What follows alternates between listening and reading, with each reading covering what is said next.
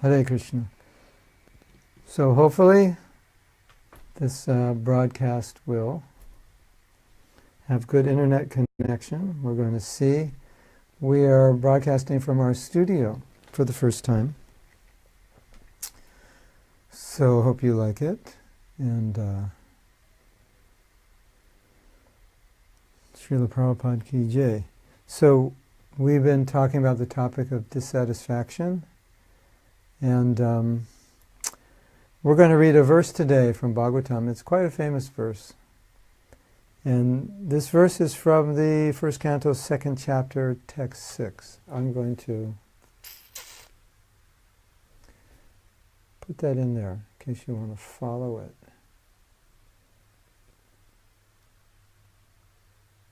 So if you look in the chat, you'll see the verse number. Srimad Bhagavatam 126. And there's a word in this verse which is, in Sanskrit, suprasiditi. And suprasiditi means satisfied. So I thought, let's read this verse today because the topic was about dissatisfaction, but also we should read about satisfaction in Sanskrit, but this word comes up a lot. And the word comes up in relation, obviously, to what will satisfy us as a soul. So, Srimad Bhagavatam 126. Actually, it's a famous verse. It's a well-known verse. So, if you can go to that verse, then please go. I'll read the Sanskrit now for you. While you're looking for the verse, Savai pungsam paro dharmo yatir bhaktir arhoksaje. Ahaituki apratyata yayatma suprasiditi. So we'll go through the word meanings and then we'll read the verse in purport. Savai pungsam paro dharma. What is the highest dharma? Param dharma. Savai, certainly pungsam, for people. What's the highest? The highest dharma for people is Savai pungsam paro dharma ato bhaktir hoksaje. Yato bhaktir hoksaje. Hoksaje means Krishna, and bhakti means bhakti. The highest dharma is bhakti. What kind of bhakti? Ahaituki, apratyata. Ahaituki means unmotivated, and apratyata means it's steady, it's not interrupted, I believe. Let me check. Yes. Yayatma suprasiditi, and by which the Atma suprasiditi. So the word suprasiditi means satisfied. By which the Atma is satisfied. So, the supreme dharma, so let's read the translation. The supreme occupation, dharma, for all humanity is that by which men can attain to loving devotional service unto the transcendental Lord. Such devotional service must be unmotivated and uninterrupted to completely satisfy the self. So, there's 2 points made. One is that bhakti is this thing you can do in the human form of life. What's the highest thing you can do? Become rich, become famous, get a good job, buy a Rolls Royce, get married, have children. What's the highest thing? Highest thing is bhakti. But that bhakti won't satisfy you. Just because you do bhakti, it won't necessarily satisfy you unless it is unmotivated, which means, unmotivated means it's not, so that fallen people or the people in general might easily take it up. So the internet, I don't know why I'm running off my phone. The internet in the house was up and down. Now I'm running off my phone and it's up and down, and it's 2 different companies. So we live in the country, so I don't know what's going on, why it's like this. So anyway, it is like this. So in this statement, Sri Sutta Goswami answers the first question of the sages of Naimisharanya. They asked him many questions. Sutta Goswami is speaking. The sages asked him to summarize the whole range summarize the whole range of revealed scriptures and present the most essential part so that fallen people or the people in general might easily take it up. The Vedas prescribe two different types of occupation for the human being. One is called pravritti marg, the path of sense enjoyment, and the other is called nivritti marg, or the path of renunciation. The path of enjoyment is inferior, and the path of sacrifice for the Supreme is superior. The material existence of living being is a diseased condition of actual life. Actual life is spiritual existence, or Brahmabhuta existence, where life is eternal, blissful, and full of knowledge. So, first point is, we're in a diseased condition because we're in the material world and we're in material life. So that's point number one. It's a disease, and we are diseased. And yeah, material life, whatever we engage in material activities, it's a manifestation of a disease, and it's continuing the disease. There's no, okay. The material existence of a living being is a diseased condition of life. Actual life is spiritual existence.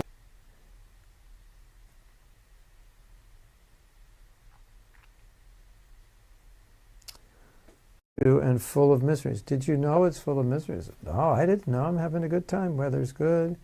Going to the beach today. Life is good.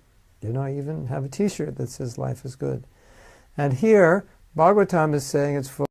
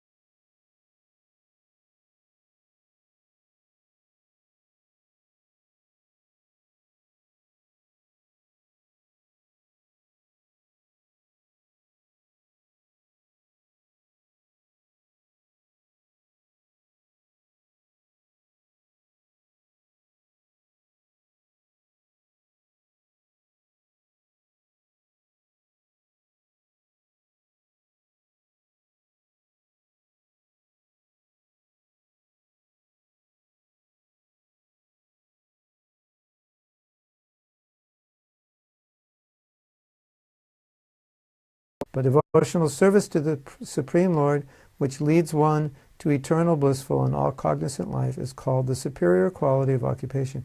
It's strange that this is going off and on, because here at 6 in the morning, it's not like most people aren't even up yet using the internet. So, and it's coming off my phone, so there's not like in my house. Other people could be using the internet and slowing it down. So when I left for India 6 years ago, we did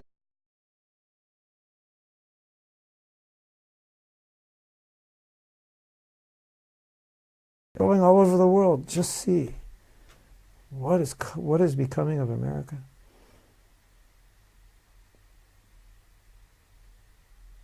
Devotional service to the Supreme Lord, which leads one to eternal, blissful, and all cognizant life, is called the superior quality of occupation. This is sometimes polluted when mixed with the inferior quality. For example, adoption of devotional service for material gain is certainly an obstruction to the progressive path of renunciation. Renunciation or abnegation for ultimate good is certainly a better occupation than enjoyment in the diseased condition of life. Such enjoyment only aggravates the symptoms of disease and increases its duration. Therefore, devotional service to the Lord must be pure in quality, that is, without the least desire for material enjoyment.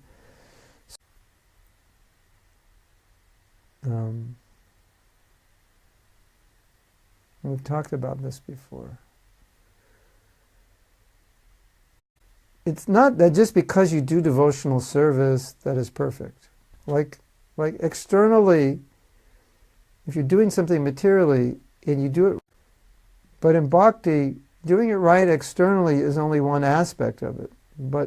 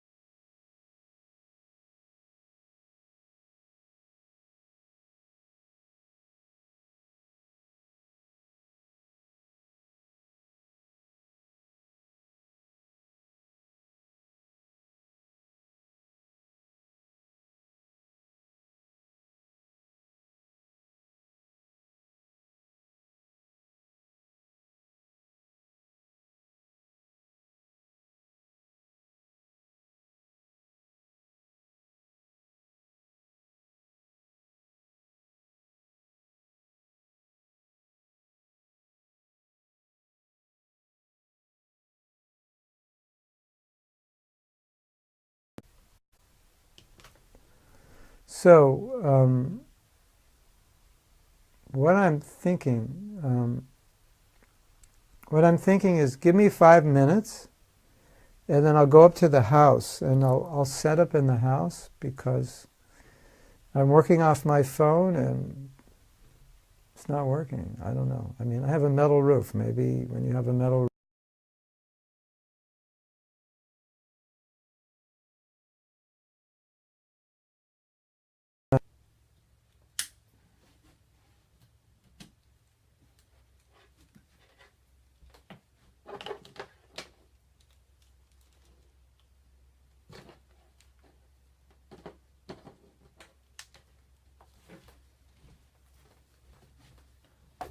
I'm gonna go up to the house, and then we'll use the house we'll use the house in.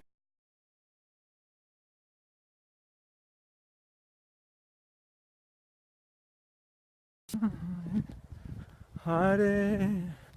Okay, we're going to the house. We're going to try to do it here. So hold on. Don't go anywhere. We're going to try to salvage this.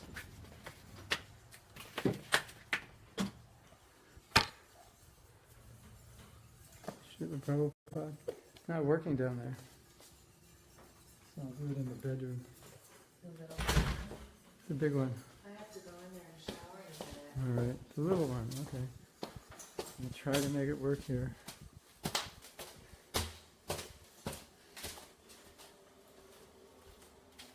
Krishna, Krishna.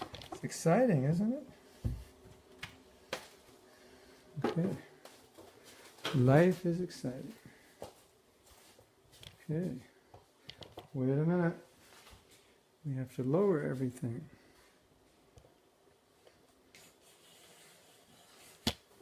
Okay, here I am again. Okay, so I am going to plug a few things in, because I'm recording this, and then we'll be good to go, hopefully.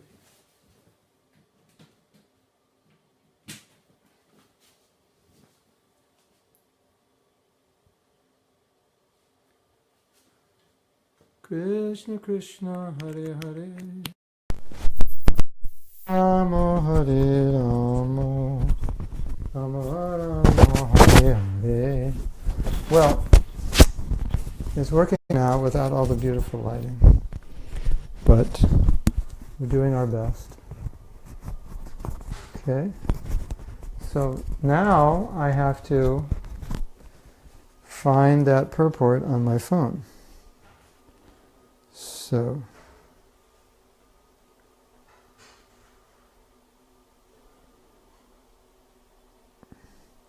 I'm going to turn off the mobile hotspot. Hopefully we'll stay online.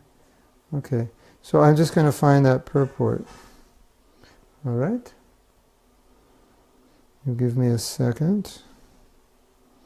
Actually, this phone doesn't have Prabhupada's books. So,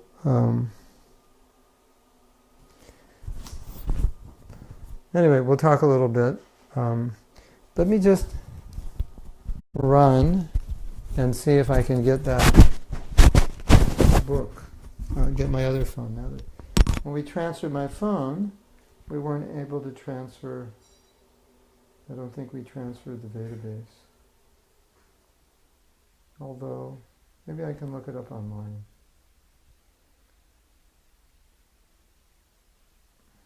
That might be quicker.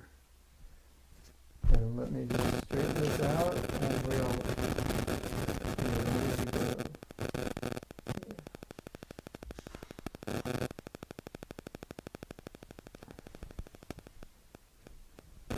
go. Oh, Sasha's with you. Hare Krishna. Nice. All glories to Prabhupada. Sasha. Kijai. Okay. So, I was talking a lot, and you didn't hear it because things kept going off. And so I'll explain what I was explaining. In the purport, Prabhupada was saying that Even if you do devotional service, you might not be satisfied. You might not be satisfied if you do devotional service, because if you don't do it purely, then you have the same consciousness with which you would engage in material activities, except now you're doing devotional service. Isn't that interesting? So Prabhupada's saying you won't be satisfied because even though externally you're doing devotional service, you still have the same consciousness with which you would engage in material activities. So the activity is different, it's transcendental, okay, it's spiritual, it's purifying, but the consciousness is not. And because the consciousness is not, in other words, the consciousness may be still materially motivated in some way. I'm trying to get something from Krishna, whether it's some material enjoyment, some material happiness, something for myself I'm trying to get. And even though I'm doing devotional service, I'll feel empty. Even that won't satisfy me. So the verse was saying, if you don't do pure bhakti, then the heart's not going to be satisfied, because ultimately the heart is hankering for love. And if you don't do pure devotional service, you're not manifesting. How should we say? It's not that we have love yet, but at least from our condition, we should manifest purity, because it's the closest thing in our conditioned state. The closest thing to love is a manifestation of sincerity and purity in our service. And if we manifest that, then we'll be satisfied. And if we don't manifest, then what's going to happen is there's going to be a dissatisfaction, which is going to cause us to hanker for something material. And Prabhupada said, and if you hanker for something material and you engage in it, it's just going to aggravate it. So,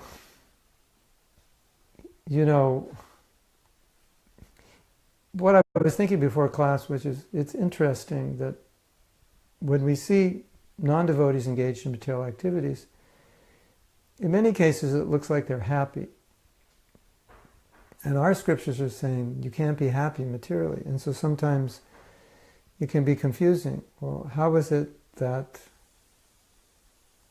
they look so happy and our scriptures are saying they can't be happy, it's not possible? And sometimes on morning walks, Prabhupada would ask the devotees, he would say, are you convinced? Are you convinced of this philosophy? So part of the being convinced is, are you convinced that you can't be happy without Krishna? Are you convinced that so-called material enjoyment is not enjoyment? Are you convinced? Do you still think there's things in this world that can actually satisfy you? There's places to go, things to do that are actually going to satisfy you? That's what Prabhupada meant. And so that's important and that's essential. Now, to understand and to live. Now, you might say, I know this won't satisfy me, but I have this desire. I have to fulfill it, otherwise I go crazy. So I try to engage that in Krishna's service, or fulfill that desire in a way that won't be detrimental. But still, we should know that ultimately nothing but pure bhakti will satisfy us. Now, here's another problem. Knowing that pure bhakti is the only thing that will satisfy us, then you might think, okay, well, I'll engage in pure bhakti to become satisfied. Then you won't be satisfied. It's a contradiction. You can't say, I'll engage in pure bhakti to become satisfied, because pure bhakti is not engaged in to become satisfied. It's just what Bhagavatam is saying. It will satisfy you. It's a philosophical point. It's not ultimately, it shouldn't be our motive. I mean, it might be a motive for people in a very raw state of Krishna consciousness, but it's not, we shouldn't see this so much as a motivation, but more as a philosophical truth, a tattva, a siddhanta, that unless bhakti is pure, unless it's unmotivated, we will not be satisfied, even though we're doing bhakti. That's a philosophical point. And so then the devotee thinks, okay, I'll do pure bhakti, so I'll become satisfied. That's wrong. Then they misunderstood. That's not why you do it. You see the paradox? Yeah. When we first came to Krishna consciousness, I think all of us were coming to Krishna consciousness with the motive of being happy. I'll be happy, I'll chant. And Prabhupada was kind of playing into that mood. Yeah, chant and be happy. Right? Chant and be happy. So yeah, chant, you'll be happy. So that's good. So you bring people in, chant and be happy. But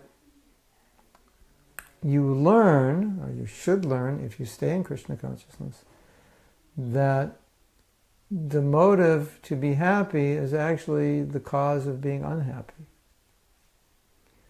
Because only when it's pure will we be happy. Only when there's love will we be happy. So we come as conditioned souls, and conditioned souls are always thinking about, what can I do to be happy? That's what material life is about. It's just, that's the question, isn't it? I mean, if you say, what's the one question that's on everyone's mind all the time?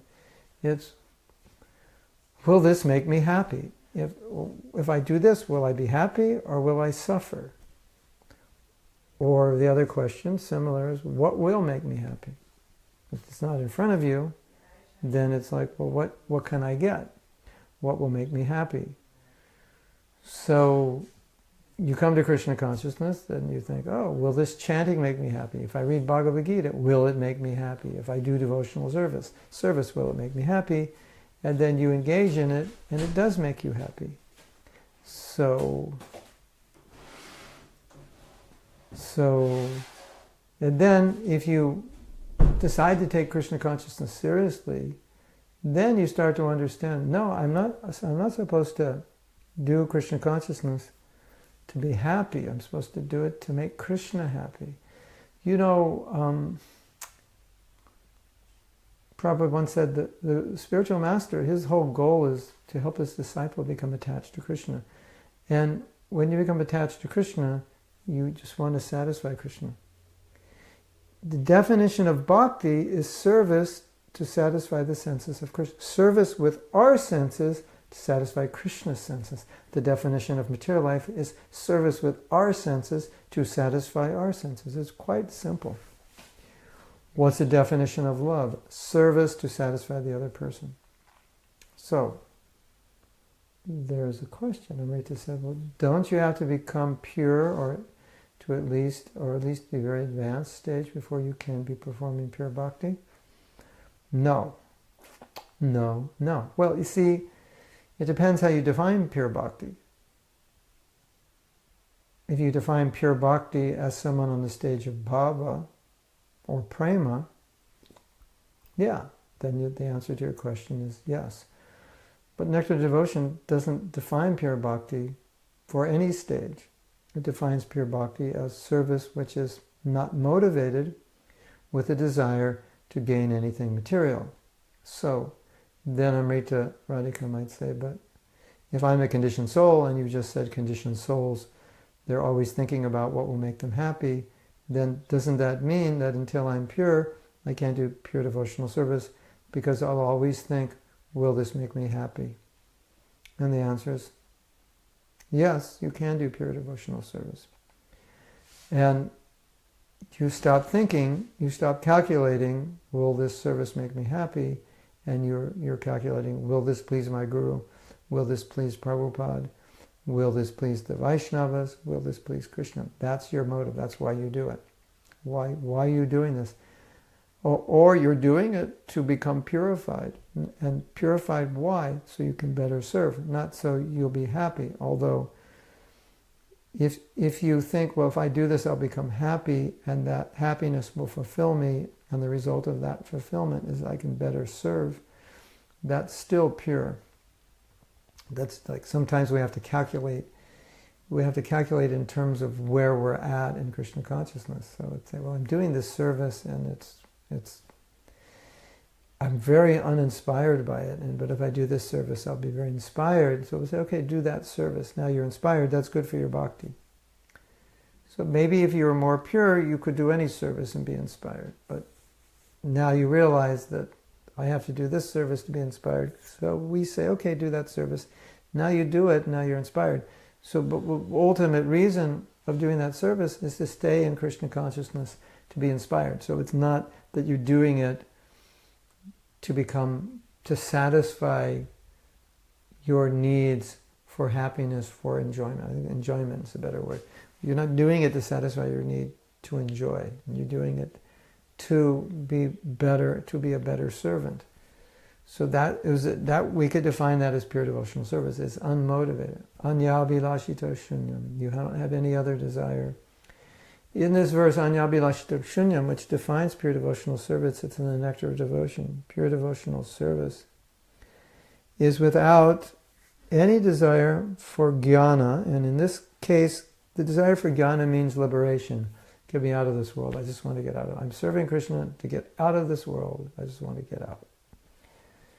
In a neophyte stage, perhaps that's a good desire. But the highest, the purest desires, I'm serving Krishna, or jnana also means to become free from misery.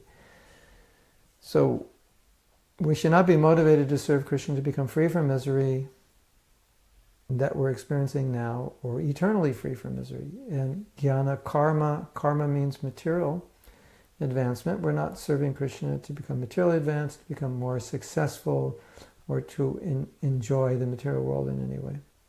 Jnana karmada navritam, it means etc. Anything material. That's the definition of pure devotional service. If it's not motivated by the desire to enjoy or the desire to get away from the sufferings of this world, okay, I'll renounce, get away from it, but your renunciation is still motivated by a desire to enjoy. It's just you realize you can't enjoy materially, so you'll renounce so you could be peaceful and shanti. And, Prabhupada, he really, when he met people who were so-called spiritualists, and he would say, well, what's your goal of meditation? And they would say to become peaceful. Then he would show that that's actually selfish desire. It's not the goal of meditation. The goal of meditation is to love God. So if you meditate to become peaceful, you're meditating. Point is, it's the same consciousness with which people engage in material life. Okay, so now you're meditating, or maybe you're renounced. I'm renouncing the world. Why are you renouncing the world? So I can enjoy it, because I tried to enjoy materially and I couldn't. So I'm going to renounce it, and that way I'll be happy. So the mentality hasn't changed. So when you become a devotee and you say, okay, I'm not going to give things up because I'm suffering. I'm not going to do things for material enjoyment. I'm just going to do them to please Guru and Krishna. That's called pure devotional service, as distinct from being pure inside and out. When we're talking here about pure devotional service, we're talking about the motivation to do it. So we're defining it by motivation, not by level, not by status, not by realization. You can define pure devotional service or pure devotee that way, and you can also define it in this broad way, that anyone who engages purely in Krishna's service without motive other than to satisfy Krishna or satisfy Guru, that is a pure devotee. And Prabhupada said that. He said, all my disciples are pure devotees as far as they follow purely. Or sometimes you could say, you're a practicing pure devotee, or you're practicing pure devotional service, because you're doing it, but it's a practice. It's not a realization. You haven't achieved the goal. You're still in this stage of practice, but you're practicing being pure. So you go out to distribute books. If your motive to go out to distribute books is to help the conditioned souls, to satisfy Prabhupada, serve your spiritual master, please Krishna, please the previous acharyas, that's pure devotional service. If you go out in book distribution to become the #1 book distributor, so you get all the honor and glory and the Maha plates, that's not pure devotional service. Even though what you're doing externally is pleasing to Prabhupada and pleasing to Krishna, it's not entirely pleasing because you're materially motivated. So I hope that's clear, because that means, if you understand it's about motive, that means anybody at any stage of Krishna consciousness, by this definition, can engage in pure devotional service, can practice pure devotional service. And then you might say, but can we do that? And the answer is yes, you can, because we are all in charge of our motives, right? Like what motivates you, you can control that because you're an independent entity, and you can choose to be motivated purely. And even if you're not motivated purely, you can choose to utilize that motivation in a way that it will make you more pure, or it will bring you to a pure motivation, or it will help you advance in Krishna consciousness. You understand? Is that clear? Everybody should understand this. The word is motive. Anyabilashita, ashita. Abhilash, it means desire, but in this context, in this verse, anya means others. Anyabilashita. Other desires, shunya means zero. So in this context, it means motivation. I may have many desires. As a conditioned soul, we have many desires, but are you acting on those desires? And secondly, are those desires motivating your bhakti? If those desires are not motivating, I want to be famous. Okay, everybody wants to be appreciated. So let's say I want to be famous. And I realize that's an anartha I have, right? So when I go out on book distribution, I realize, okay, I have this anartha that I want to be famous, so I'm going to go out on book distribution with the sole desire of helping the conditioned souls and pleasing Prabhupada. And I'm not going to be concerned about whether I win, I'm the number one book distributor or not, because I know that's a problem for me and I don't want to be motivated by that. So even though I have that problem that I like to be number one, I like to be honored, I'm not going to allow that to be the motive, to be the thing that inspires me to go out on Sankirtan. I'm going to try to be in the consciousness that I'm offering this as a service to people, to help them in their spiritual life, and as a service to Srila Prabhupada. If you do that, that's pure devotional service. And so, therefore, pure devotional service is accessible to everybody, right? And so I can do it, you can do it, anybody, a new person can do it. Do this just to please Krishna. That should be your motive. But I want to be famous. That's okay. Control that and don't allow that to be your motive to engage in devotional service. Because, see, devotional service is very pure. We don't want to contaminate it with impurity. Now, then you might say, but Prabhu, in Bhagavatam, it says, akama, if you have no desire, sarva kama, and you have all desire, akama sarva kama va, moksha karma, or you want to be liberated. Tivrena bhakti yogena. Tivrena means powerful. Do bhakti. Do bhakti. Even if you have material motive, do bhakti. Because why? You'll please Krishna and you'll become purified. So who is that for? And then you might look at that verse and say, well, Prabhu, that verse contradicts everything you just said in the last 5 minutes. But that verse is not for us. That's for conditioned souls. And what that verse is saying is, don't go to the demigods. If you have material desire, don't go to the demigods. Don't go anywhere. Go to Krishna. Why go to Krishna? Because we're taught we shouldn't go to Krishna with our material desires.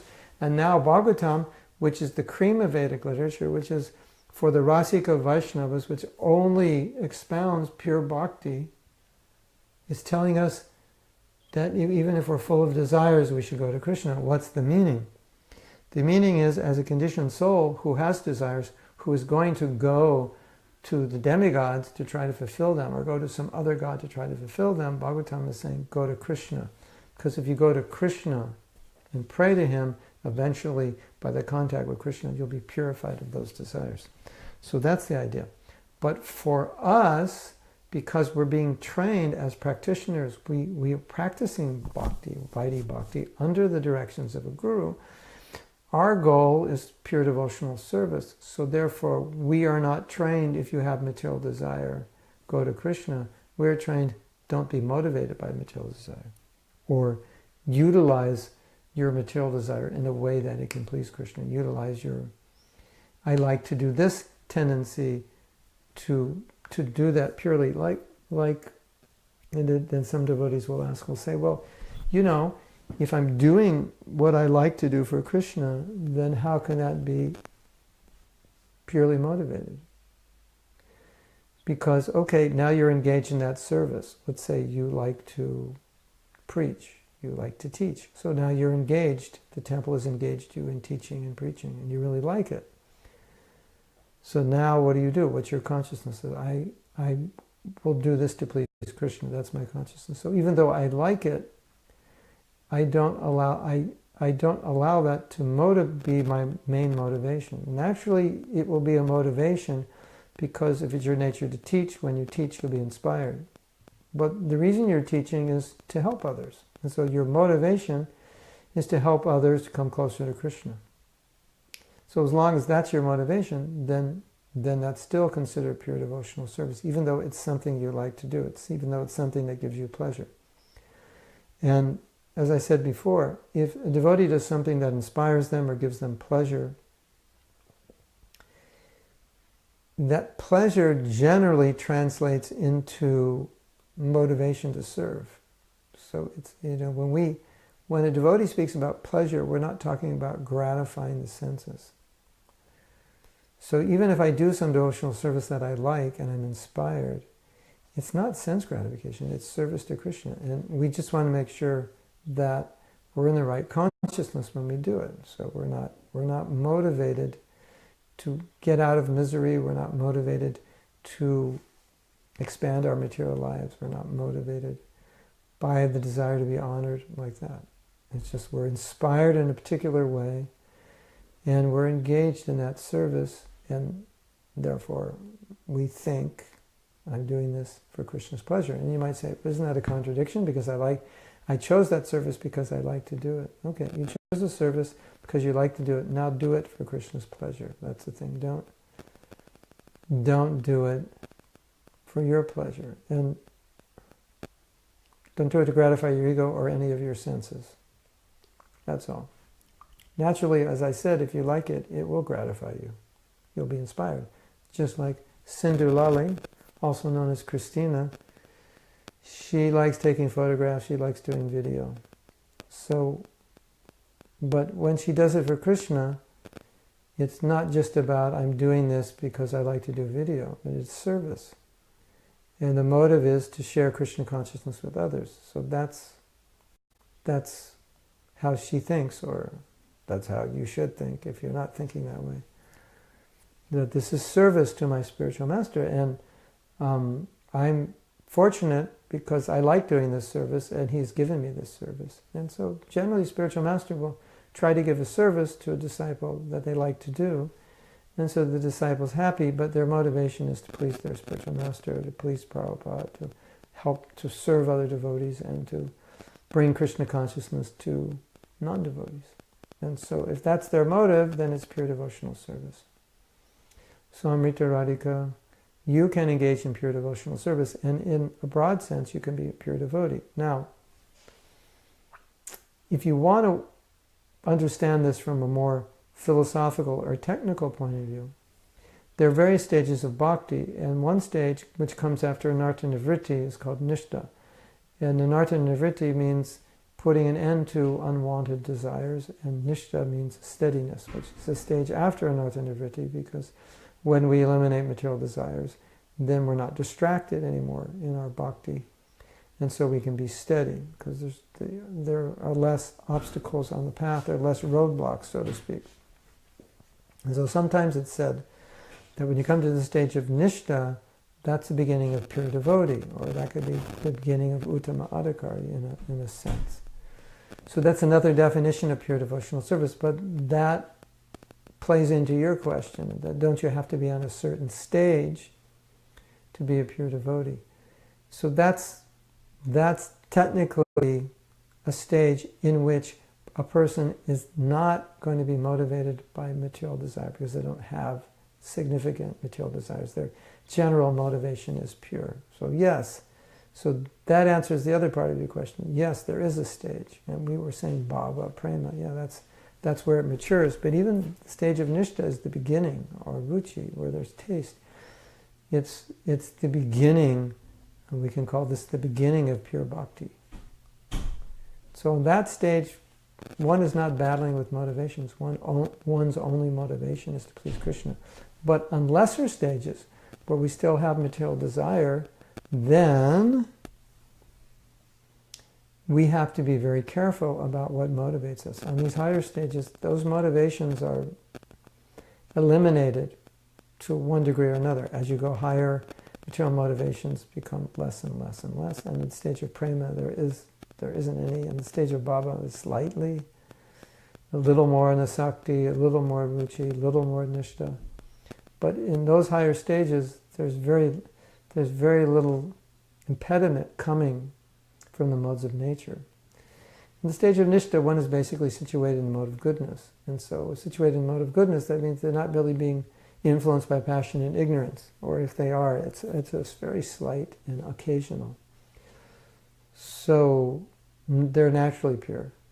But before that stage, we're not naturally pure, but at least we can monitor what motivates our bhakti, and then therefore we're engaged in pure devotional service. And we're all supposed to be engaged in pure devotional service. Every one of us, from the day we move in the temple or the day we begin chanting, we're told, or soon told, what is pure devotional service. Just like you're chanting, right? So your chanting should be pure. It should be only to advance in Krishna consciousness. So if you chant that way, that's pure chanting. Well, you might say, well, is that Shuddha Nam?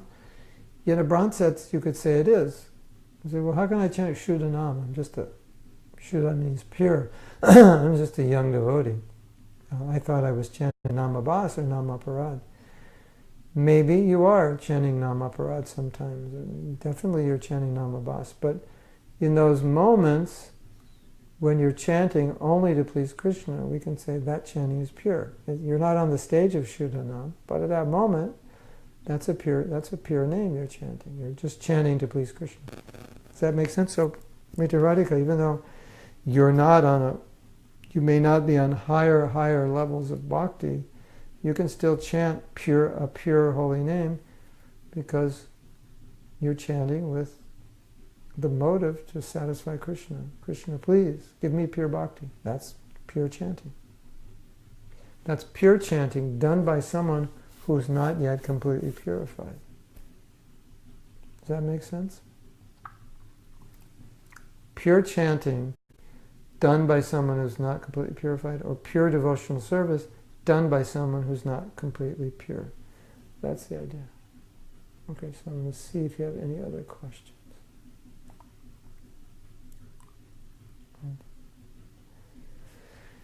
Krishna, also known as Malgojata. It is better, is it not better, to engage in Krishna consciousness, even having material desires, and not to pretend to be pure devotee? I saw too many devotees pretending to be more advanced than they really were, and they all disappeared. Did they merge in Brahman? Is that what happened? They all disappeared in due course of time. Well, if we're engaged in devotional service and we have material desires and we're pretending we don't, and we're pretending to be pure, that is not really devotional service. That's what Prabhupada calls duplicitousness. That it's what Prabhupada calls, you can call it a lack of integrity or dishonesty. Also, there's a word, sharalata. In Bengali, it means simplicity. And Prabhupada defines simplicity as that the devotee's life, outside and inside, and everywhere devotee goes, his life is the same. It's not a show at the temple, and then when he goes home, the show's over, and engages in different activities.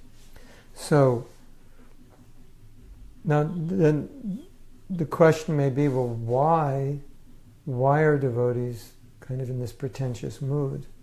What's causing that? And I would say two things are causing it. Obviously, our conditioned nature, we want to be honored. But I think there's another reason. I think sometimes devotees feel that they should show, when they're at the temple, they should, out of respect for others, they should act purely. But the problem is when they act that way, but they want to be recognized as something they're not, then it's a problem. And I've also seen that the culture in the temple could foster this. If we're not careful, our preaching inadvertently could foster, the idea that I have to demonstrate purity to the world externally, even if I have to fake it, to be accepted by the devotees, to be liked, to be appreciated, to be loved. So that could be a motive. But I think what Krishna Karshani is saying is, well, what if I have material desire? How do I deal with it? You deal with it in a way that it will help you in Krishna consciousness. It won't destroy you. Because material desire, it can destroy us. So, therefore we have to engage it in a way that's not going to destroy us. Right? Yes? You agree? So that's the art of bhakti. Okay, I have a material desire. And generally, when we say material desire for a devotee, oftentimes we're referring to the need for husband and wife, for children, for home, and the things that go along with the home, or the nice furniture, or the nice toys and gizmos and gadgets. Like I have a need for these things, or I did certain things before I was a devotee, and I have a need to do them. I used to have a $5,000 bike, and I would ride it, 40 miles, 50 miles, 100 miles in a day. So I still like to ride bikes, and I sold my $5,000 bike, but I bought a good bike. I bought a $700 bike, and every day I ride for 20 miles. But while I ride, I listen to kirtan, or I listen to lectures. So something like that. That's what we mean by engaging material desire. Or I have a desire to be married. So then what do? And then we think, well, how can I make that relationship Krishna conscious? Because I desire to live with a man, I desire to live with a woman, I desire to have my own place, I desire to have children. How do I do that in a way that enhances my Krishna consciousness, my husband's Krishna consciousness, my wife's Krishna consciousness? It's funny also, because we put so much emphasis on renunciation that when somebody wants to get married, they think like it's a contamination, like something's wrong with them. It's not a contamination. It's just kind of a normal desire that most people have. The contamination will come if you don't know how to employ it properly. So, if you get together, man and woman, and everything goes downhill, that's a contamination. If you get together, just the desire to be with a woman, you could say it's a contamination, it's material desire, it's not pure, it's selfish. And philosophically, that's true. But there's another way to look at it, and the other way to look at it is that I'm not selfish, I'm not materialistic, it's just I have this nature, which most people have, to want to live in a family situation, or to be inspired by the opposite sex. It's not that I want to enjoy these things, it's just I have that nature. It's kind of like being hungry. You might be hungry and there's nothing to eat, and you're thinking, I wish I wasn't hungry right now because there's nothing to eat. So, sometimes we have these desires, material desires, which we need to fulfill, and we might be thinking, I wish I didn't have them, because it's if I could be single. A lot of men think, I'm attracted to the opposite sex, I have this desire to be married, but they also think, if I didn't have that desire, probably that would be better, or my life would be more simple. For some men, it's true that being married is really not the best thing for them. from a certain point of view, but they need it because it's their nature. So sometimes it's like that. You just realize that you have a nature and you need it. You need something, and it's not like it's a desire to enjoy. Just because a man or woman wants to get married, it doesn't. We can't say, oh, this means they have a desire to enjoy. It seems that way, and if you read our scriptures, it seems that way, and I don't want to deny those statements in scripture, but at the same time, I want to bring in this other idea, which is just, like you can look at somebody's chart and say, can this person live a renounced life? And you look at their chart and say, no, they need to live in Grihastha ashram. So that person will recognize, I need to live in Grihastha ashram, but he or she is not thinking, well, I want to live in Grihastha ashram so I can enjoy. They're just thinking, I need that to be stable. So, when you talk about material things or material desires, material enjoyment, if you recognize you need certain things to be stable materially and or to be stable so you can do your devotional service, then it comes into a different category. It's a different position. And, to say that like a person's in Maya because they want to get married is not always the best way to see it. It might just mean that they have a certain nature, and at a certain point in their life, that nature needs to be fulfilled, and later in their life they'll renounce. And you see that for many devotees, their devotional service continues, or it even increases or expands after they get married. So it's just like you're hungry and you're weak and you're agitated, and then you eat and everything's fine. So it's something like that. So I think it's important to see it that way. I've mentioned this before, maybe a year ago I was talking about this. I've seen that sometimes when a devotee who's not married realizes that they have an attraction for the opposite sex or a need to be in the Grihastha ashram, sometimes they feel really bad because they think something's wrong with them. They think it's like a fall down,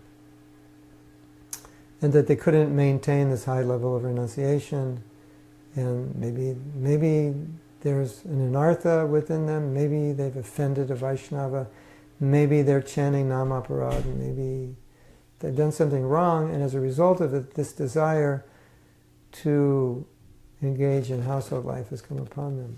And I think it's really sad if anybody thinks that way, especially if you're a woman, because for women, it's extremely rare that a woman will be happy single. That's why, if you look at the percentages of nuns or renounced women in the world, it's very small compared to married women. So to think that way it's not the correct way of thinking. It's just to understand that these are human needs, and I've come to a certain age in my life where I have these desires, and they need to be fulfilled. And so the meditation should not be on how bad I am because I want to get married. The energy should be put in how to do this properly in Krishna consciousness. So if all your energy is going into, I'm so bad, I'm so materialistic, I'm so fallen and offensive because I'm attracted to the opposite sex, that's not really productive.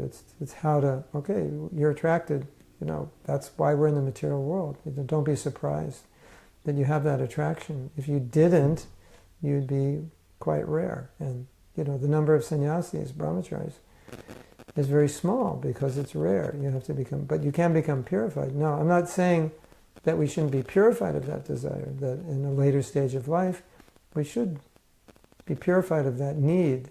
We should only need Krishna and Guru. But until we're older, these needs will be there. And those needs, when properly fulfilled, stabilize us.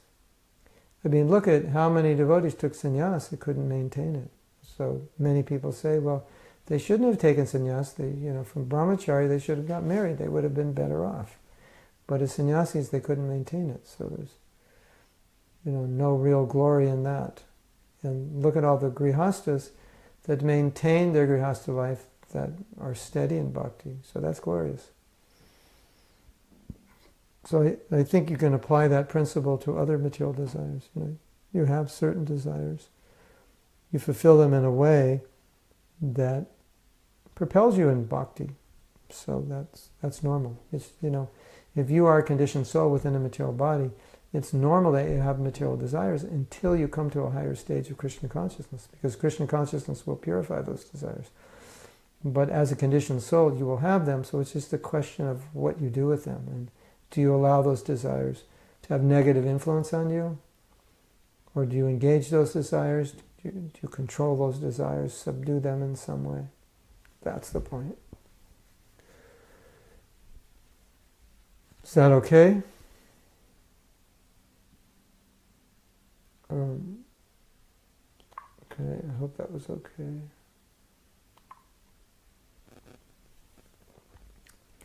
Ajita says, is it not also selfish desire if I simply practice bhakti because I want to get away from suffering? Yeah, it is. But I'll tell you a story about it where it isn't. And in fact, not because I love Krishna and want to go back home to serve him. How to shift that motivation? Well, there's an interesting story where Prabhupada was asked this question. And this was early in the movement, so the devotee was young. And he was confused. He said, because Prabhupada did say that it's a material desire to want to be liberated, to want to go to Krishna's planet, to have a body like him. That's a material desire. But there's a contradictory statement in the Bhagavad Gita when the description of the spiritual world is there. Prabhupada said one should be attracted by this and want to go. So what does that mean? Well, this devotee asked the question, Prabhupada, should I just want to come back life after life? Is that the desire I should have? Or should I want to go to the spiritual world? And Prabhupada said, for you should want to go. Because until you're on a higher stage, it would be artificial. And wanting to go will empower you.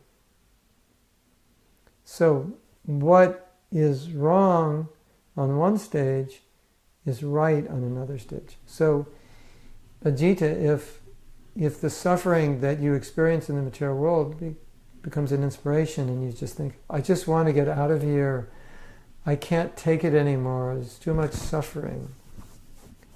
Well, I don't know if you've ever experienced this, but sometimes you're in situations which are very troubling. And sometimes you think, I just want to go back to Krishna, I can't take this. And then you realize that, well, the situation is actually good because I have such a strong impetus to go back to Krishna now. It's like I don't care about anything. So that situation created that. But it's good because normally we don't feel that way. And so now this situation is making us feel that way. So that's good, right? So Prabhupada's point was that if you're on a lower stage of bhakti, then if you're looking at the world and thinking, oh, there's so much suffering, I just want to get out of this suffering. He said it's good because that will detach you. But it's not a permanent kind of detachment, it's a frustrated detachment. That detachment may not remain unless the frustration remains. When the frustration goes away, you may not feel that way anymore.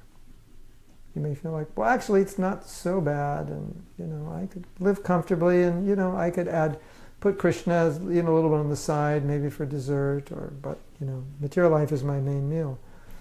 Then, if Krishna sees that, he might put you in a situation which is difficult for you, and then you think, oh, Krishna, I just want to get out of the material world. I don't like it here. I'm suffering too much. Help me. And then you chance some really good rounds because of that.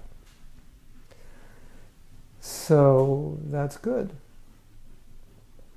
So you understand that what's good in one stage may be not good in another stage. Now, the point is, if that devotee were on a higher stage, he wouldn't have that question. Because he wouldn't have that motivation. In other words, his bhakti wouldn't be motivated by a desire to avoid misery or desire to go back to Godhead. So he wouldn't ask that question. So if anyone's asking that question, unless it's just a philosophical inquiry and it's not relating to them personally, if it's relating to them personally, then if they ask the question, the answer is always yes, for you it's good. You should want to get out of the material world. You should want to end your suffering. That will be an impetus for you. But when you come to a higher stage, it's a contamination. Because now you're on a stage where you're trying to purely serve Krishna, and that becomes an impediment, that desire. But I think kind of another paradox to this whole thing is if you are on a higher stage, you won't have that desire. And it's from the lower stage where you do have that desire that you're trying to elevate yourself to a stage where you don't have that desire. But Prabhupada's point was that particular desire to become free from suffering at a certain lower stage of bhakti is very helpful. Krishna, it empowers your rounds, it empowers your renunciation.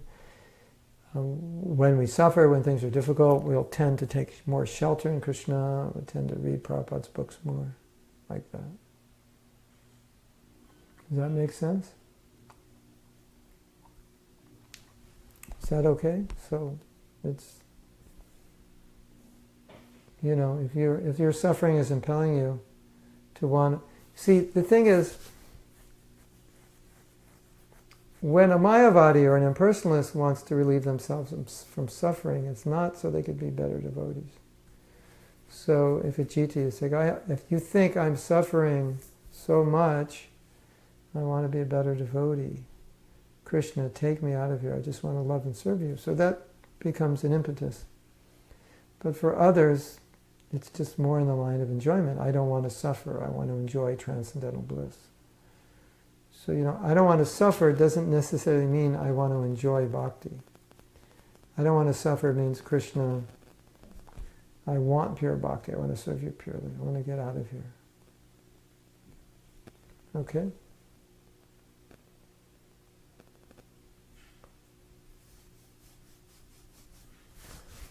So Krishna Karshani says, I understand your point, but still I have a doubt that in our conditioned state we can render unmotivated devotional service. Well, we have to understand the definition of it.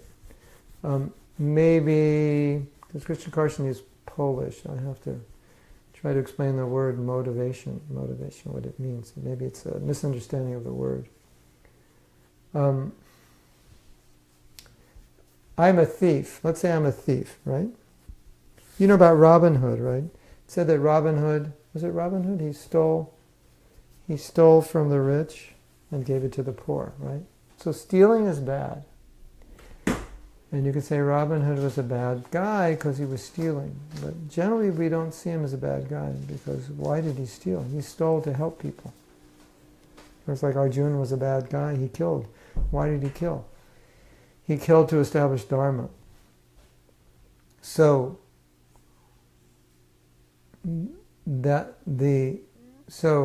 I want so many things in Krishna consciousness, right? Okay. Well, let's use your example. You were the MC in the part of the Polish church. You were the MC, right? So maybe there was some motivation that if I'm the MC, I will get recognition. But so that as a conditioned soul, that's naturally there. People will like me, they say I did good, I will feel good, right? But I don't believe that was your motivation. Your motivation to do it was that your guru asked you to do it. And actually you didn't want to do it, but he asked you to do it. So the reason you were doing it is because he asked you to do it. Because if he didn't ask you to do it, you wouldn't have done it, which shows that your desire to do it, to be honored, was not why you did it. Now, once you're up there on stage and people are saying, oh, Krishna Karshani, you're the best MC in the three worlds, you might feel good that they're saying that, but that's not why you're up there. So you might say, I have material desires because when people say, Krishna Karshani, you're the best MC ever, I feel really good and I think, yes, I'm the best. But that's not what gets you up every morning to do that service. Ultimately, you're doing that service because your guru asked you. If he says, don't do it, you'll stop doing it. So therefore, your motive, doing it, is different from what you enjoy about it. So you might enjoy the recognition, but it's not why you do it. So the material desire can be there. Yes, I enjoy being recognized. But why you did it? Did you do it to be recognized? The only reason I'm doing this MC business is because I will be recognized by people. Like, why do you do kirtan at Woodstock? Why do you chant on stage? So you can be recognized or so you can serve? Now you might say, well, Prabhu, it's probably a little of both. Okay, so if it's a little of both, then you can motivate yourself to minimize the desire to be recognized and be more motivated by the real reason, to chant to please Krishna. So desire is not the same word as motivation. Material desire is not always, it doesn't have to be the same as motivation. Right? Okay, I want to be an MC because I want to be glorified. And I love to be glorified. Okay. Still,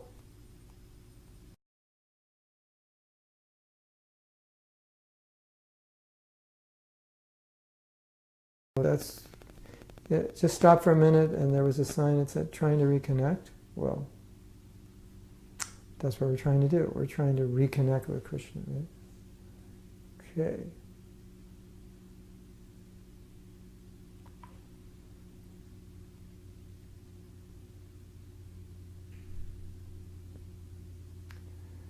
Want to bring them on as a guest. So Nirmal Chandra says, should a person know in what stage someone is? Yes. Is it important to know where one stands? Yes. If so, how does one know in which stage we are?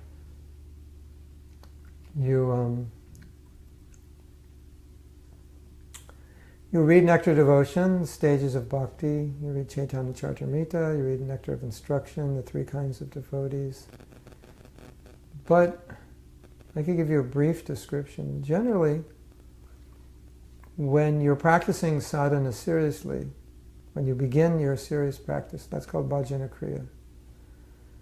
Bhajana kriya means the practice of pure bhakti, but not being pure. And then, by practicing pure bhakti, you come to anartha nivritti, where your anarthas start to subside. So as you've been practicing, you've probably noticed that material desires are decreasing, anartha obstacles are decreasing. When they sufficiently decrease, like Prabhupada said 75%, it's called anartha nivritti. And then, as a result of anartha nivritti, one comes to the stage of nishta, and that's the stage where one is ready for Brahminical initiation. Bhajana kriya means I'm committed to 16 rounds, 4 regular principles, practicing.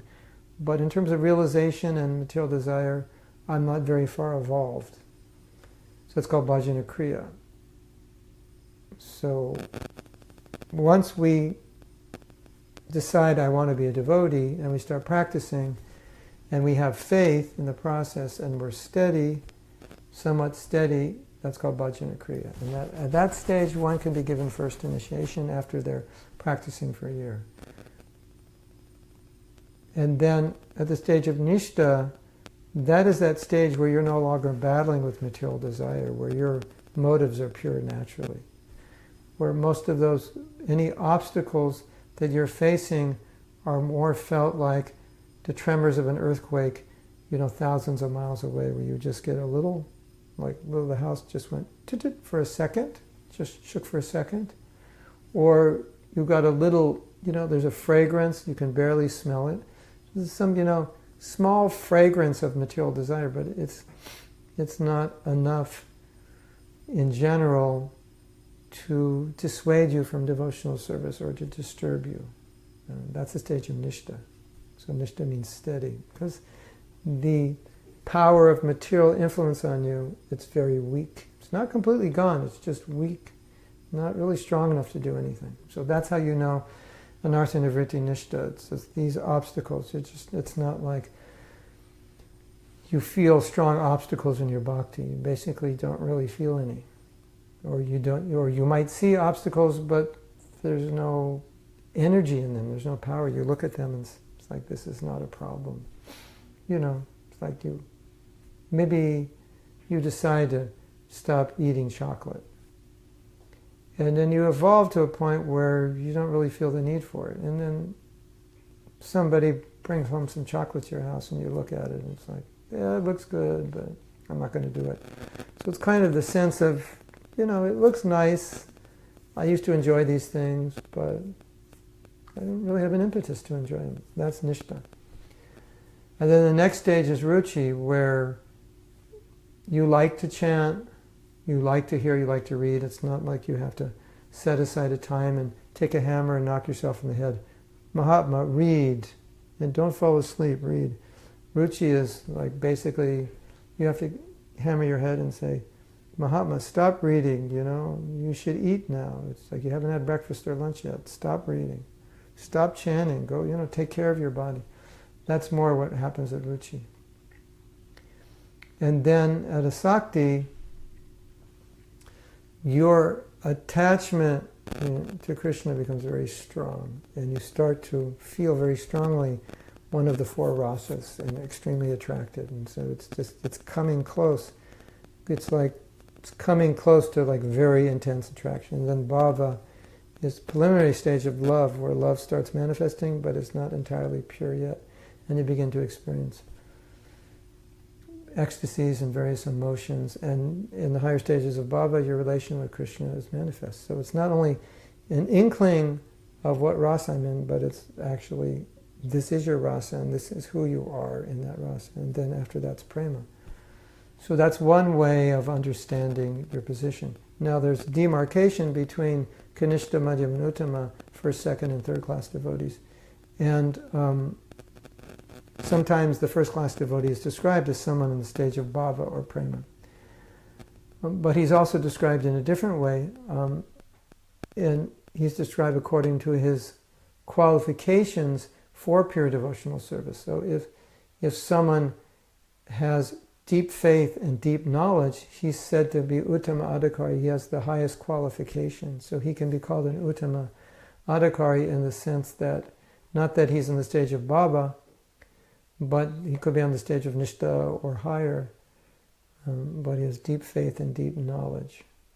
So if your knowledge is weak, which means you don't understand Krishna consciousness deeply, you can't convince others, that's considered madhyam, even though you have strong faith. And madhyam knows how to associate with devotees. That's another quality. So if you have good relationships, you understand the importance of devotees, that is more elevated state than if you don't. Because the Kanishta Adhikari doesn't understand the value of devotees. He only understands deity worship and his guru. And so those are some ways of evaluating. So now you can see where you're at. Now, a lot of you will think, a lot of you are on the stage of bhajana kriya because you're practicing Krishna consciousness, but you're still dealing with a lot of flickering of the mind and material desire and so forth. But when those material desires subside and you feel peaceful, then you're in sattva gun. That's in artha nivritti, and nishta is symptomatic of sattva gun. But when you're feeling, that you're struggling, from day to day, you don't know what's going to happen. It's a struggle. And you're dealing with the struggle. That's bhajana kriya. He-Man is saying, how can you pretend to be pure? She means that you it's like an actor. An actor can, if you're a good actor, you can convince somebody. So, I can come to the temple, close my eyes, chant japa like I'm pure, and then in my private life I may be doing impure things,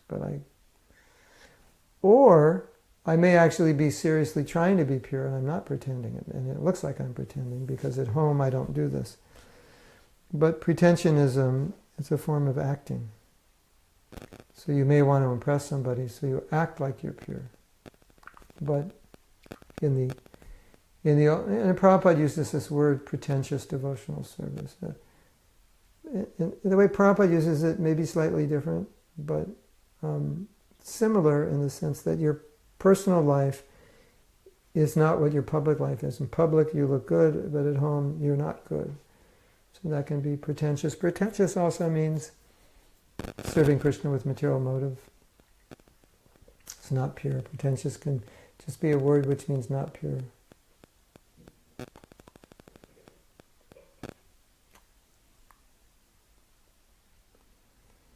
I'm just seeing if there's any more questions or comments.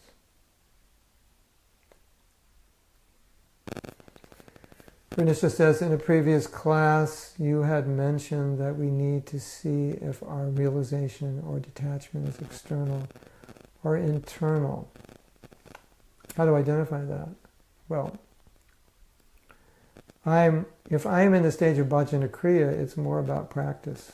So externally I do the practices, but internally I don't feel so much like doing it. Like a lot of devotees chant, but they don't feel like it. So they're externally doing the practice, which is Vaidhi Bhakti, which they should do. But internally, they'd rather not do it. So where you could understand by your motivation and your taste, right?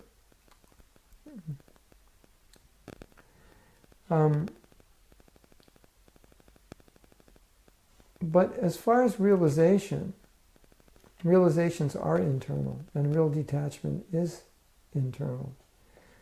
So if you have any kind of realization, I wouldn't say it's external if the realization is correct. Because Krishna gives realization to even the youngest devotee. So if you're in doubt, you can check with someone senior and say, this is my realization, is it true? Is it correct? So, but as far as detachment, yes, it can be artificial, and we see that a person tries to detach without realization, and so it doesn't last. So how could you tell? If detachment lasts, it's based on realization. It may be artificially forced, and it may be based on frustration. But at the same time, some things in Krishna consciousness in the early stages have to be quote-unquote artificial, because we have to detach from certain activities, even if internally we want to do them. So in that sense, it is artificial. But that artificiality becomes our bhakti, because we're doing something that's not natural because it's supposed to be done. And that's where bhakti begins. That's why that verse is there in Nectar of Instruction, that sometimes chanting is bitter, because we're in a disease condition. But we do it anyway. So sometimes you have to do external, and there's no realization. But the point is, if you're doing it externally and internally, you're not aligned, you're not there, you don't have a taste, you don't have that sufficient level of detachment. The pretension is, the falsity is to think that you do. And so you're not aware of where you're at. And when you're not aware of where you're at, you'll try to do something that's far beyond your level of realization. Like Chaturātma told me, he was telling us in Poland that he had some knee problems from too much dancing. And he said, he's probably like 65, 66. He said, I forgot I was a 65-year-old man. I thought I was 25. So he said, I hurt my knees. At 25, I wouldn't have hurt my knees. So that's the idea. That sometimes because you can externally detach, you think internally you are, but you're not. And then you see the external as equating with the internal, and then you try to do more detachment that you can actually do, and then so-called you hurt your knee or you crash. So you have to be, just because I'm living on this detached way doesn't mean that I have the realization that's necessary. Right? You can live as a brahmacharya for 5 years, that's fine. But if you're going to live for 25 years, you have to have something more.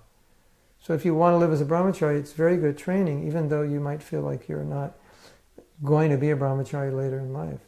So that's good. You realize that I'm not a brahmacharya, but I'm living like one now. So then that's fine. But if you're really not a brahmachari, and you think you are, and you go on year after year, then your external activity, internal realization are out of alignment, and then you'll have a problem.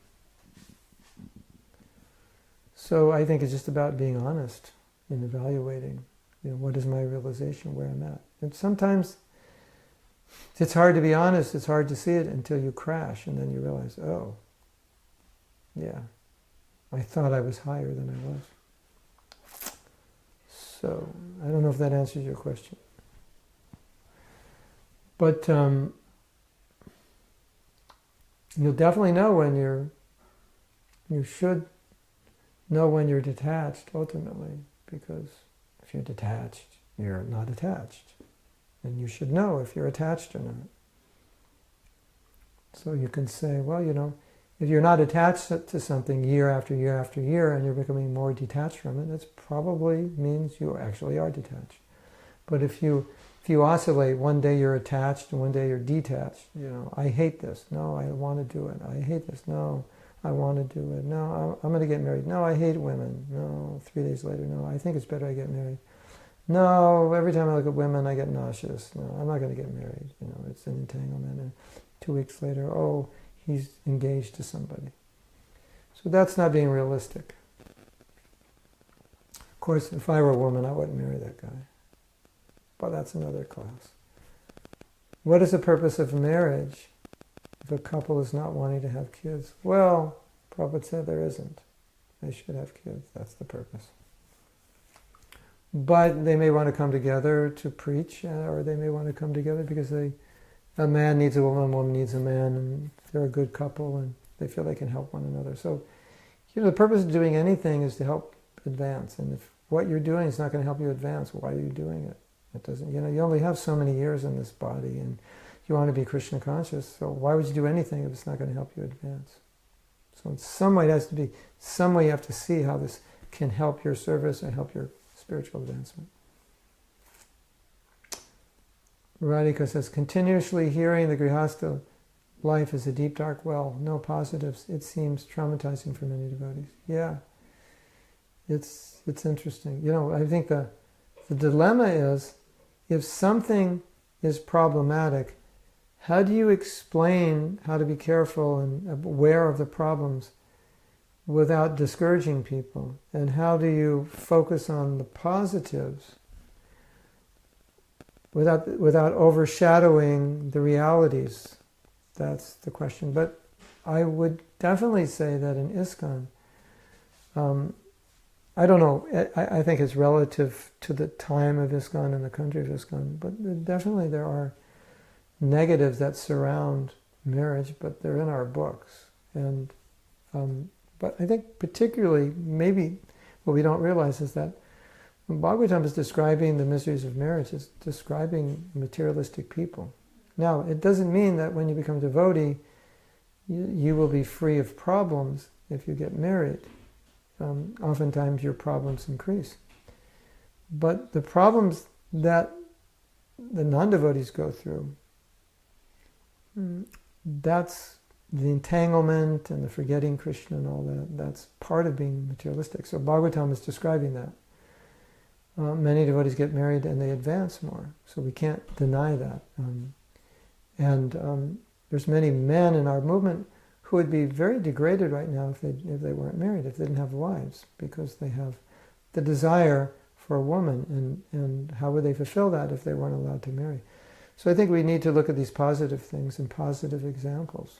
Now, the point is, when you're 75, you shouldn't be, working 3 jobs to build an addition onto your home so you can have a room with a 12-foot long television. So, Grihastha life is meant to satisfy your desire when you're younger and to detach when you're older. So if you do it properly, then it's very good, and it's also meant for having children who will become pure devotees.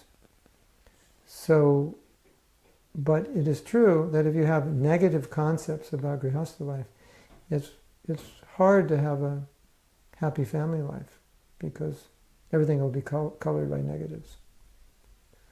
And you will see it as negative. So, Prabhupada did say negative things about household life, and he did say positive things. So the negative things, that is especially for the renunciates, that you want to stay single, okay, so you focus on this aspect of Grihastha life. You want to get married, focus on the positive. If you are a renunciate and you focus too much on the positive, you may think, well, maybe I should get married. It looks pretty good. This sannyas ashram is really tough. Or if you are married and you focus too much on the negatives, then you might say, well, my wife is just my enemy because she's the personification of Maya, and it's because of her that I'm working so hard and entangled.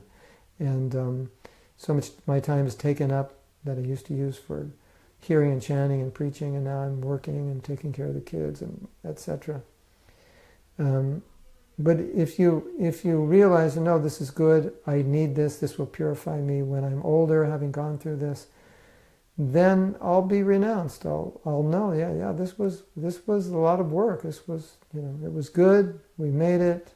I couldn't have done without it, but it definitely was a lot of work, and there were a lot of struggles, and all that work, that struggle, that detaches you. So the idea is at the end of our lives we should be detached from sex desire, and the idea is that we shouldn't exploit our wives or husbands sexually. So we say in America, all's well that ends well. However it ends, if it ends up well, and you didn't.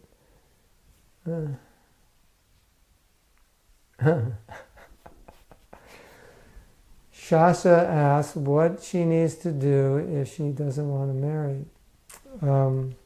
Well, if you don't want to marry, it's nice to be preaching. Nice to spend time every year in the holy dham, get purified, associate with other women who are renounced, don't have anything to do with men. But Sasha is young. So Sasha, if you don't want to, I would say, Sasha, you live a renounced life, you continue book distribution, preaching, be happy. And if someday you decide you want to get married, that's fine. Don't go crazy and think that you've given in to the worst of desires, or you've fallen, or this or that. So, you just keep good association. Don't have anything to do with men. Keep preaching, visit the dham, and when you're older, maybe things will change. If they don't change, that's fine. If you want to stay like that, that's fine. And if it does change, it's also fine. The point is, if these desires do come up, we know how to deal with them in a way that we can go forward. The other question I would ask Sasha is, why don't you want to get married? Because the reason I would ask this question, although Prabhupada said women don't have to get married, they can remain brahmacharis, because it's not natural for most women. So I would ask this question to see that if your renunciation is actually real, or it's coming from frustration, maybe from past relationships with men, you just don't want to get near them, you're sick of them, and so forth. Because if your renunciation is coming that way, it won't last. But if your renunciation is just that I'm satisfied in Krishna consciousness and I don't feel I need a man, that's more natural, that's good. Because all week while we lived together every day, I said to her, she needs to marry and be wife. Is cool. Oh, no. Well, she also may not be at a point where, she wants to be a wife. You know what I mean? So I wouldn't force anyone to marry who doesn't want to be a wife. That wouldn't be considerate of the man.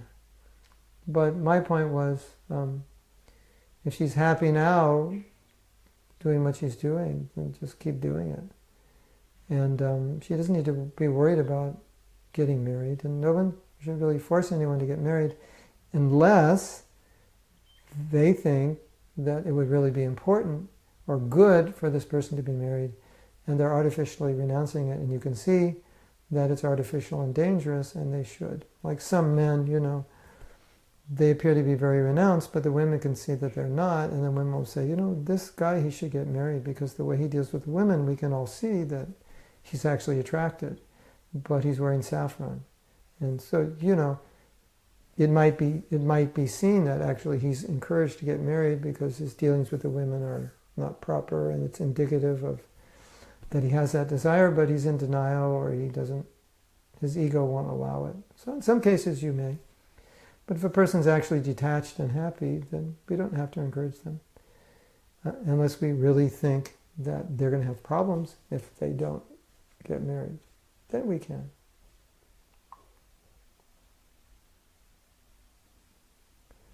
Okay, what if some desires are not meant to be fulfilled? How to renounce them without fulfilling them? Like the desire to drink wine or something like that, or that's where tolerance comes in. We either can engage the desire, or we have to tolerate it. Most things you can engage somehow. If it's talents, it's things you like to do, most of those things can be engaged. If it's sinful activities, we can't engage sinful activities. So that's where tolerance comes in. We just have to tolerate those desires.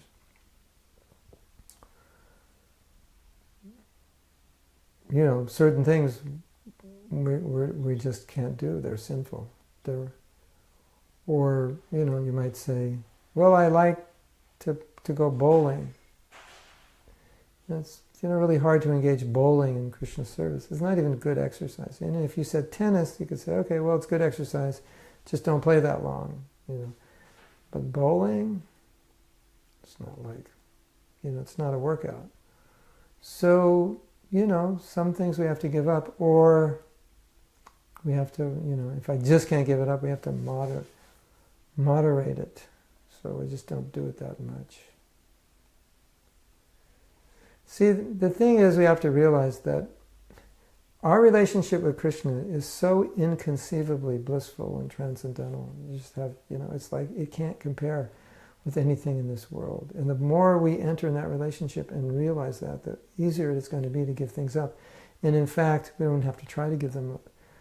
Because what is in Krishna consciousness is deep ecstasy, and it never ends. And it's in its own category of happiness. And any happiness that we can get in this world it's nothing compared to that. So, the best solution is to taste. Always be hearing, chanting, discussing with devotees, chanting good rounds, doing service that inspires you. And you will taste this, and you'll become satisfied. And these other things you won't really have to tolerate them. You won't have them.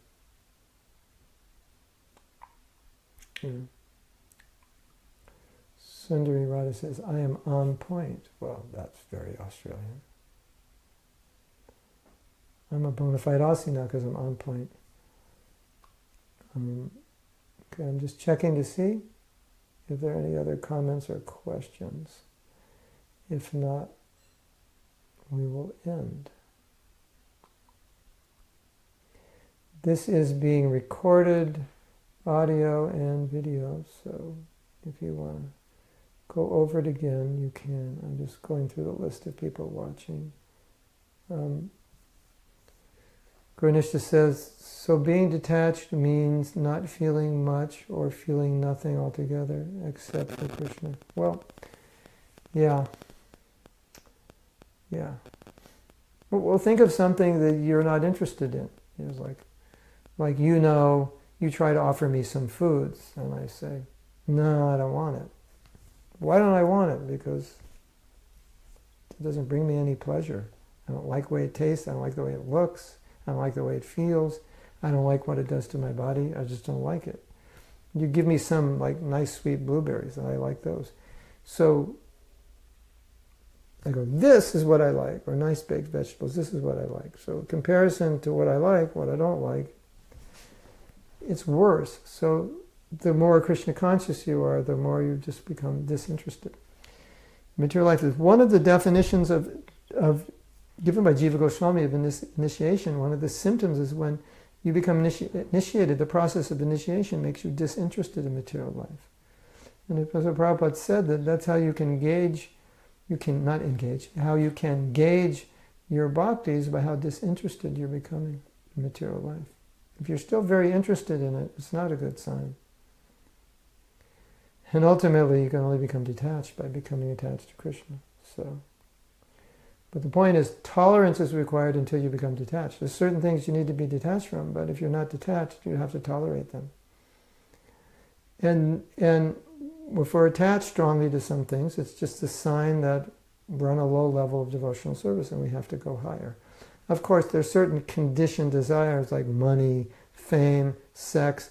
They don't go away so easily. So even as we progress in devotional service, they're still going to be there, but how much they control us is going to be minimized. So as we go higher, the attachment to those things should lessen. If it's not, as I'm saying, it's not just going to completely necessarily go away entirely, but it should be lessening. And if it's not, that's a problem. Shastra is disappointing men. Yeah, so, Sasha. So, to Sasha I would say, Sasha, this is a general statement to all women, that if you've had disappointing relationships with men, it doesn't necessarily mean you don't have a desire to be with a man. It just means you don't trust them because you've been disappointed. So now your detachment comes from distrust, but that's not a permanent kind of detachment. As a woman, you have a natural desire to have children, to be protected by a man. Unless you're very rare and very special and very advanced. Now, I don't want to say you're not, but if the sole motivation of your detachment is your past disappointment, it's not going to last. And if you, what could happen is someday when you're older, you just like, you have this desire to marry and be with a man, and it doesn't manifest because of all the frustration gets in the way. And one day it could just like pop through all the frustration like a gushing river, and you just become extremely attached to some guy and run off, and we never see you again. Now, hopefully that won't happen, but it has happened. It has happened many times. So, you have to really see, is your renunciation real, or is it just because you've been frustrated? And if it's because you've been frustrated, then understand there are men who won't frustrate you.